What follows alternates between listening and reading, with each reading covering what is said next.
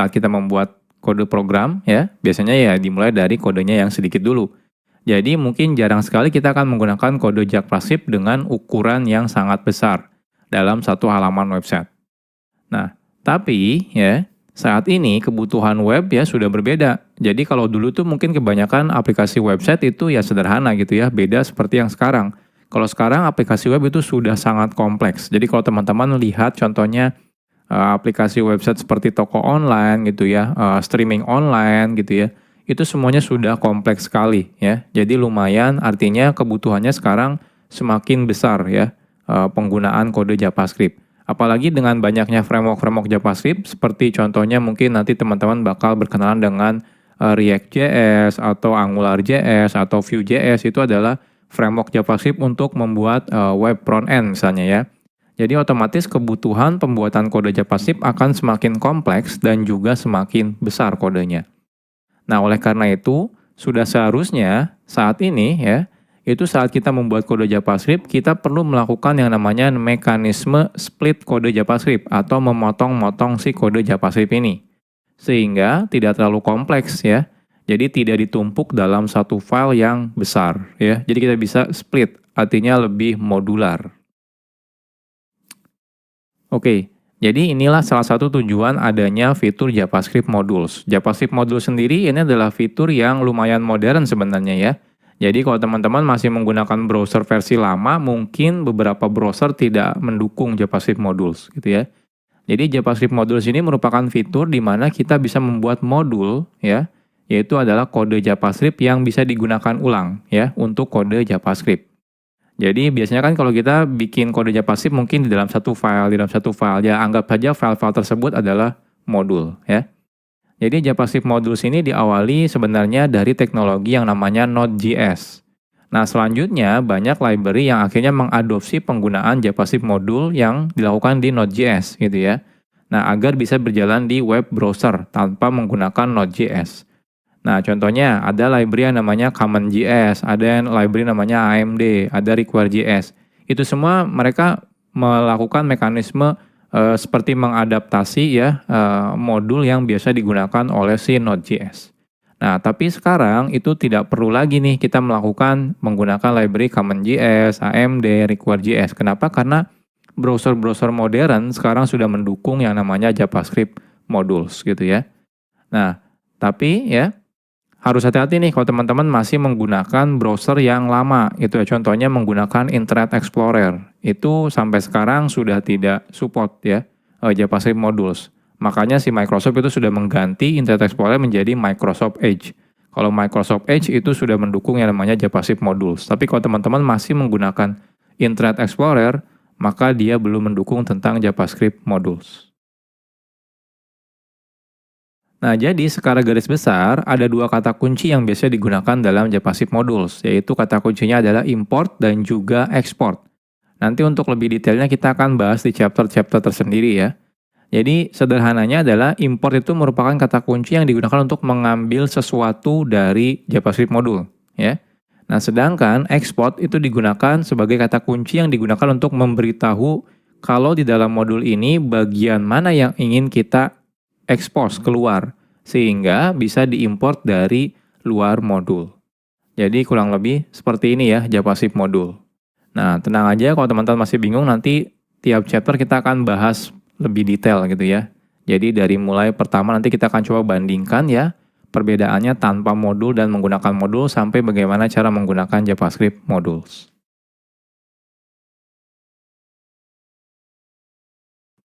Oke, sekarang kita akan membuat projectnya terlebih dahulu ya.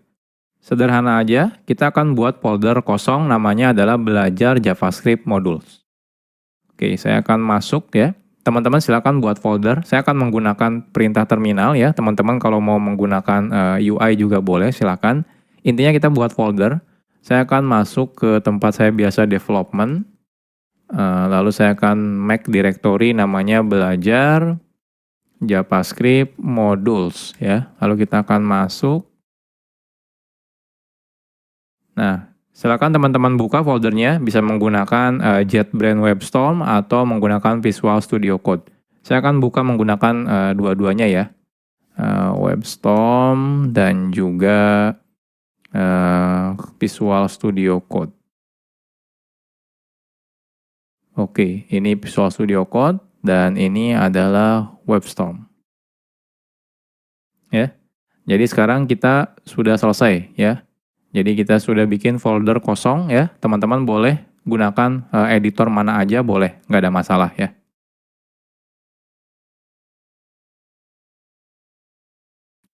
Oke, sekarang kita akan bahas tentang live server.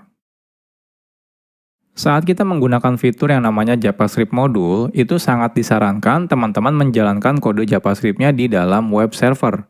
Jadi artinya tidak langsung dari file teman-teman buka menggunakan web browser. Jangan ya.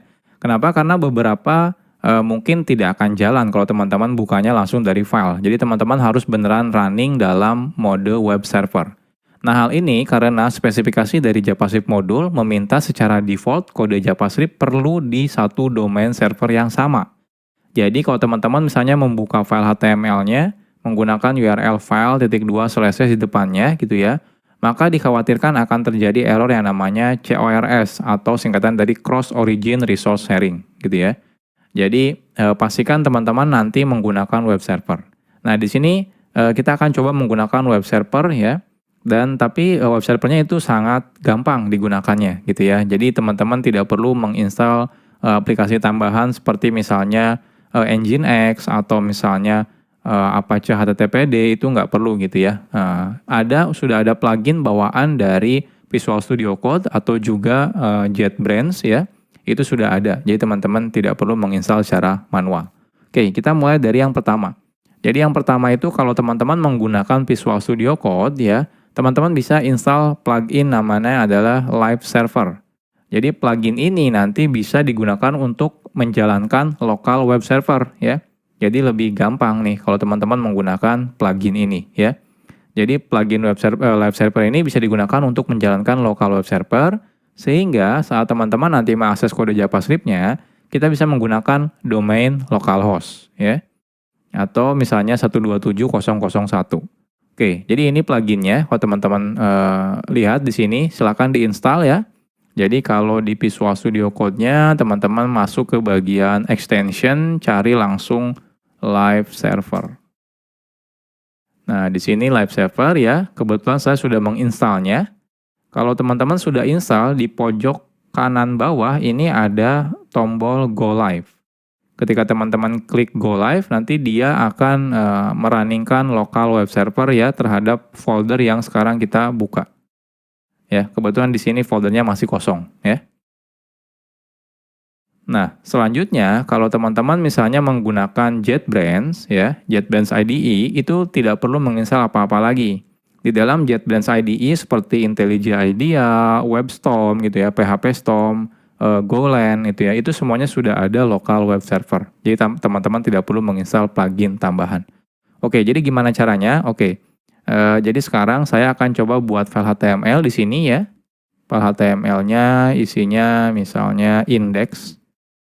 Jadi index HTML. Di sini misalnya belajar JavaScript modules. Oke, saya perbesar. Nah, seperti ini ya. Saya save. Nah, di Visual Studio Code juga sudah ada nih index.html. Ini saya perbesar dulu. Oke. Setelah ini teman-teman kalau di Visual Studio Code dulu ya, kita klik yang tombol Go Live ini. Ketika saya klik, nah lihat dia otomatis membuka browser. Browsernya ini langsung buka 127.0.0.1 di portnya 5500. Ini udah otomatis jalan menggunakan local web server ya. Nah, bahkan dia bisa auto reload. Jadi kalau teman-teman di sini edit gitu ya, saya tambahkan H1 misalnya belajar JavaScript modules, saya save ya. Nah, lihat dia langsung reload, berubah ya. Perubahannya langsung kelihatan di sini. Jadi ini enaknya kalau menggunakan live server. Nah, kalau teman-teman menggunakan WebStorm, itu ketika teman-teman buka file HTML, nah di pojok kanan atas di sini ada tombol untuk menjalankan dalam mode live server. Jadi cukup klik misalnya Google Chrome ya. Ketika saya klik Google Chrome di sini, nah dia akan buka Google Chrome. Agak berbeda. Contohnya di sini hostnya menggunakan localhost, portnya 63342, mungkin berbeda ya. dia biasanya random, beda seperti yang di Visual Studio Code, dia portnya 5500. Kalau yang di JetBrains, dia random biasanya. Lalu di sini diikuti dengan nama foldernya biasanya. Kalau di sini enggak, ya enggak ada nama foldernya. Tapi kalau di sini ada nama foldernya. Tapi dia tetap ada hot reload-nya ya. Jadi kalau teman-teman ubah, di sini saya ubah 2 baris, saya save, saya buka browser, nah lihat, dia otomatis hot reload ya. Jadi langsung ke reload seperti ini ya. Jadi ini mulai sekarang, jadi saya tidak akan menjelaskan lagi ya. Jadi saya pastikan kalau teman-teman nanti menggunakan belajarnya ya di JavaScript modul ini, pastikan selalu menggunakan local web server. Jadi saya ajarkan live server, kenapa? Karena ini yang paling mudah. Teman-teman tidak perlu menginstal aplikasi tambahan.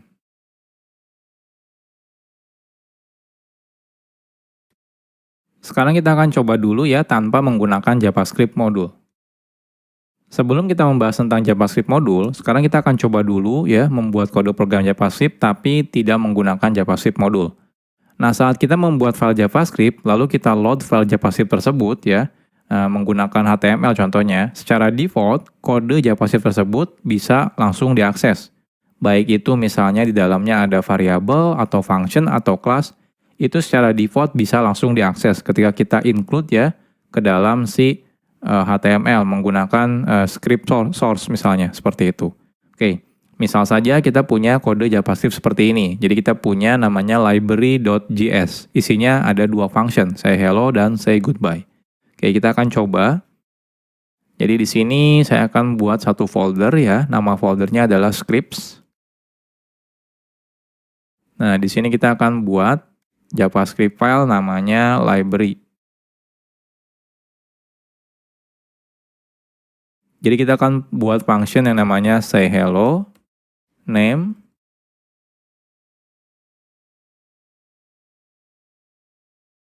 hello name ya, dan juga say goodbye. Isinya goodbye name, seperti ini ya. Nah, selanjutnya kita akan coba load si library ini ya. Jadi kita akan gunakan library ini ya, kita load menggunakan script source script/library misalnya ya. Lalu secara otomatis kalau kita sudah load ya filenya, secara default otomatis semua yang ada dalam library ini ya, library.js itu akan bisa diakses dari tempat ini ya, tempat di mana kita sudah meload si filenya. Contohnya di sini misalnya say hello dan say goodbye. Oke, kita akan coba. Jadi di sini kita akan buat ya file HTML without module.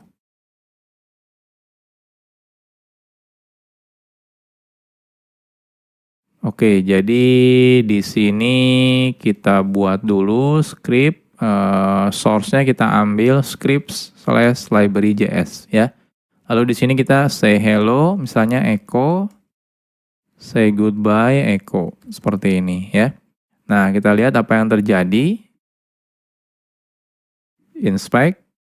Nah, hasilnya di konsol kelihatan nih. Saya perbesar dulu. Nah, lihat ya. Ada hello echo dan goodbye echo. Artinya apa? Artinya secara default saat kita load ya sebuah sebuah file JavaScript itu otomatis bisa langsung digunakan apapun yang ada di dalam kode JavaScript ini. Entah itu function di sini, teman-teman bikin variabel contohnya misalnya ya. Bikin variabel name sama dengan contohnya echo seperti ini ya. Lalu di sini kita akan coba console.info name seperti ini. Nah, lihat di sini keluar ya echo ya. Artinya apa? Artinya name ini bisa walaupun di sini tidak ada variabel name, tapi karena dia ada di library.js, jadi otomatis dia bisa digunakan.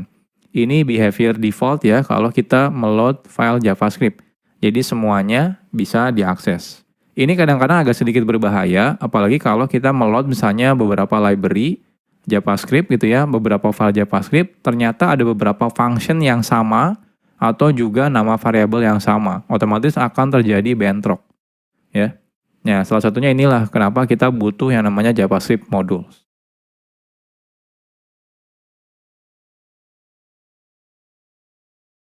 Oke, jadi kalau nanti teman-teman menggunakan modul ya, jadi kalau teman-teman menggunakan modul ya, jikalau kita menggunakan modul, kita bisa secara selektif namanya. Jadi milih-milih gitu ya. Jadi bagian kode mana yang akan diekspos keluar. Kalau tadi tanpa menggunakan modul, teman-teman langsung include menggunakan source JavaScript biasa, itu semuanya yang ada di dalam file JavaScript tersebut otomatis diekspos gitu ya. Nah, ini agak sedikit berbahaya. Tapi kalau nanti teman-teman menggunakan modul, teman-teman bisa pilih bagian mana, function mana, variabel mana, kelas mana yang ingin diekspos keluar. Karena mungkin beberapa variabel tidak mau diekspos keluar misalnya, seperti itu ya. Nah, secara default, kode yang kita buat menggunakan JavaScript modul tidak bisa digunakan dari luar file atau dari luar modul, kecuali memang kita meminta untuk mengeksposnya keluar. Jadi kalau yang JavaScript biasa itu ya, by default semuanya diekspos. Nah, kebalikannya dengan JavaScript modul. Kalau JavaScript modul, semuanya justru tidak diekspos.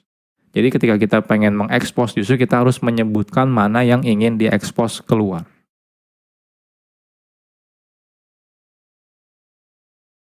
Sekarang kita akan coba buat JavaScript modul.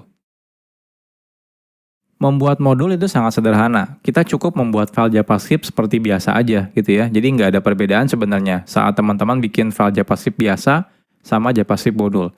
Yang membedakan adalah saat kita justru meload file JavaScript-nya dari HTML. Kita tidak lagi menggunakan tipenya JavaScript lagi, melainkan tipenya adalah modul ya. Jadi kan biasanya kita script type JavaScript, defaultnya kita ganti menjadi script type modul ya. Oke. Nah, sebelum kita lanjut, nah teman-teman jangan sampai bingung ya. Jadi di sini saya mau bahas tentang file yang JavaScript dan juga modul JavaScript. Jadi kalau teman-teman nanti ketemu dengan file yang namanya .mjs, sebenarnya itu adalah file JavaScript juga ya. Nah, karena file JavaScript modul sebenarnya sama dengan file JavaScript biasa, kadang developer sering membedakan nama filenya antara JavaScript biasa dengan JavaScript modul ya. Biasanya kalau JavaScript modul, developer biasanya menggunakan file namanya .mjs ya. Jadi modul JavaScript. Nah, hal ini sebenarnya tidak ada kewajiban. Jadi teman-teman boleh tetap menggunakan .js atau kalau pengen beda nih biar kelihatan ya, ini kalau ini adalah kode modul gitu ya. Jadi kita pakainya MJS, itu nggak ada masalah. Tapi intinya tidak ada kewajiban.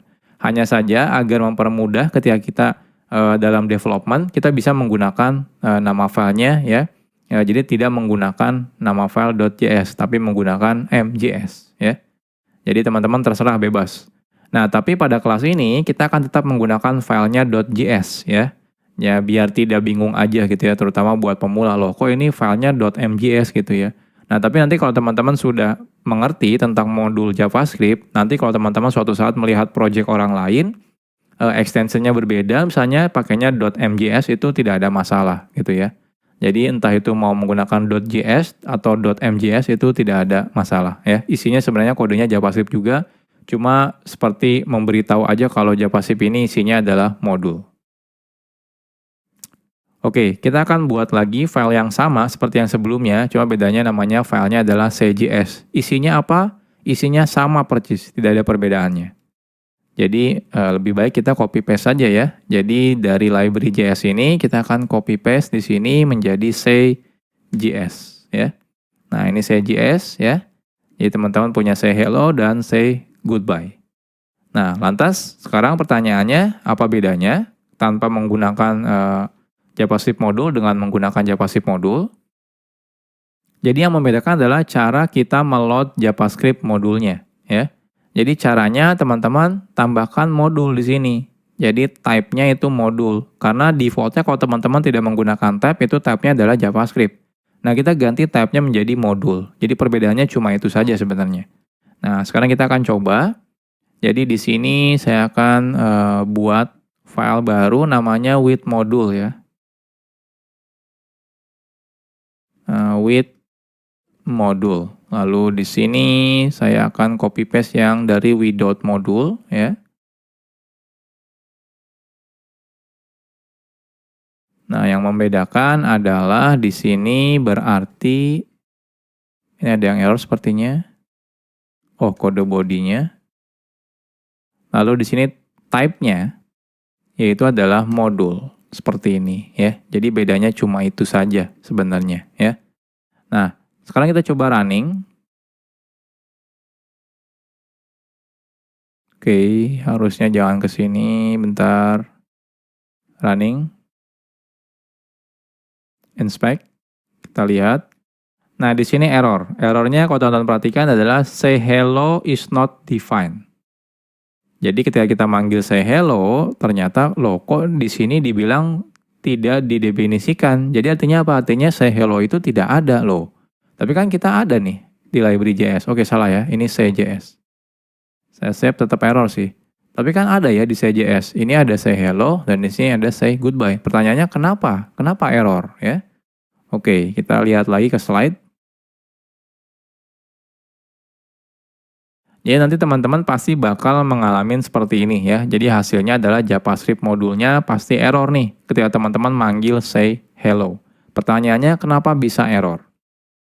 Jadi secara default, di awal-awal tadi sudah saya jelaskan sebenarnya. Saat kita menggunakan fitur JavaScript modul, semua kode yang ada dalam JavaScript modul, entah itu function, variabel, kelas, dan yang lain-lain, tidak diekspos keluar modul tersebut. Artinya tidak bisa digunakan dari luar modul. Jadi cuma bisa di dalam file itu saja atau modul itu saja. Nah, kalau kita ingin mengekspos folder tersebut ya, jadi teman-teman misalnya, oh saya pengen deh yang function say hello sama say goodbye pengen diekspos keluar. Nah, kita harus memberitahunya secara eksplisit. Jadi caranya adalah menggunakan kata kunci export yang akan kita bahas di chapter selanjutnya.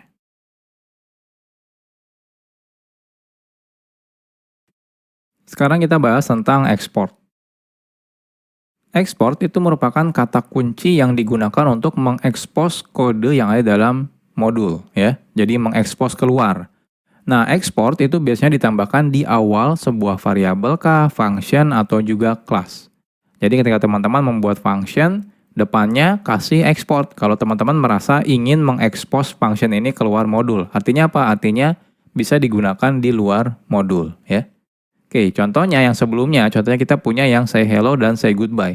Jadi kalau teman-teman merasa oke, function ini ingin saya expose keluar, teman-teman cukup gunakan kata kunci export di depannya.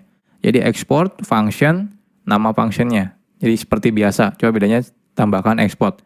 Nah, defaultnya kalau teman-teman tidak tambahkan export, maka dia tidak diekspos keluar. Ya, makanya di awal tadi kita ketika manggil say hello itu error. Kenapa? Ya karena tidak diekspos keluar. Oke, sekarang kita akan coba expose ya. Jadi yang say hello-nya ini kita akan coba tambahkan export. Ya.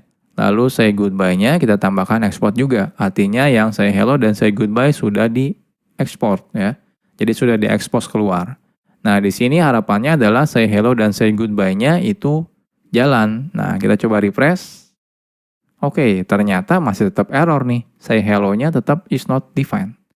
Nah, kenapa ini? Padahal kita sudah export ya. Harusnya kalau error ya harusnya di sini nih yang error karena name-nya belum didefinisikan. Tapi say hello dan say goodbye harusnya sudah diekspor ya. Ini kan sudah diekspor, ini sudah diekspor. Cuma kalau ini tidak diekspor. Oke, kenapa ini bermasalah? Masih tetap bermasalah. Kita akan bahas di chapter selanjutnya.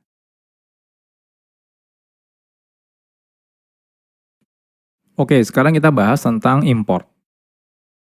Export itu digunakan untuk mengekspos kode yang ada di dalam modul ke luar modul. Nah, jikalau kita ingin menggunakan kode yang sudah diekspos yang dari modul tersebut, kita perlu menggunakan kata kunci yang namanya import. Makanya yang sebelumnya tetap error, kenapa? Karena kita belum melakukan import ya. Jadi wajib melakukan import terlebih dahulu. Nah, cara menggunakan kata kunci import ini sederhana. Caranya seperti berikut. Jadi cukup gunakan kata kunci import. Kalau cuma satu, teman-teman bisa langsung sebutkan nama yang akan diimportnya, misalnya nama functionnya, nama variabelnya, atau nama kelasnya. Kalau lebih dari satu, teman-teman bisa gunakan kurung kurawal. Kurung kurawal yang pertama apa, yang kedua apa, yang ketiga apa, dan seterusnya ya. Gunakan koma pemisahnya. Lalu kurung kurawal tutup, from, lalu di sini silakan sebutkan nama filenya ya, nama file modulnya dari mana. Nah, modul hanya bisa digunakan di modul lain. Artinya apa? Artinya yang sebelumnya kan ketika kita bikin script itu defaultnya dia tipenya adalah JavaScript. Jadi teman-teman harus ganti ketika teman-teman menggunakan script, tipenya harus dijadikan modul lagi ya.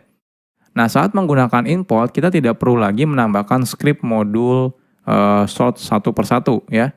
Karena sudah dihandle secara otomatis oleh si browser. Jadi ketika teman-teman menggunakan import, lalu lokasi file JS-nya, dia otomatis akan meload si file JavaScript modul tersebut. Jadi teman-teman tidak perlu menambahnya dari file modul yang mana, itu nggak perlu lagi gitu ya. Oke, jadi contohnya, jadi yang sebelumnya kenapa masih error? Yang pertama, tipenya teman-teman masih menggunakan defaultnya yaitu JavaScript, ya teman-teman harus ganti type-nya menjadi modul. Lalu di sini cara importnya adalah import ya, say hello, say goodbye, from. Nah ini, titik itu berarti relatif ke file sekarang. Habis itu titik slash script, ada folder script, lalu slash say.js ya. Oke, kita akan coba.